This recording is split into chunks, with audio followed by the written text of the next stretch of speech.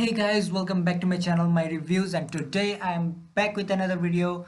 And in this video we are gonna cover a smartphone which is going to be launched with a 100 megapixel image capturing feature. So if you want to know further more information about this, then stay tuned to today's video. So without any further ado, let's begin. So we all know that Lenovo just launched its flagship Z5 Pro GT, and we don't know why they are launching so many of the smartphone in the same segment back in few time, and the company seems to be dead just before few months.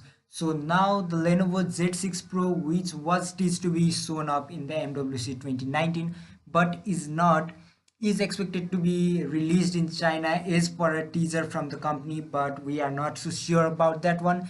And the VP of Lenovo Group has posted a photo about the Lenovo Z6 Pro using the hashtag which translate to billion pixel, which translate to 100 megapixel, which is on your screen right now. So despite the fact that Qualcomm also told once that the 100 megapixel image capturing mobile phone are going to be launched in 2019, and we think that they were talking about this smartphone. But another fact that the Lenovo, which has very bad kind of track record because they always exaggerate their device, and later on they just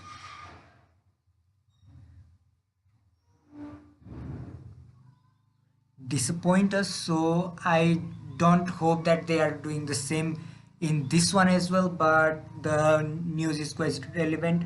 And further more specs are the smartphone is going to be launched with Qualcomm Snapdragon 855 processor with a 12 gigs of RAM. And this is all we know till now. And what do you think about the 100 megapixel camera fact?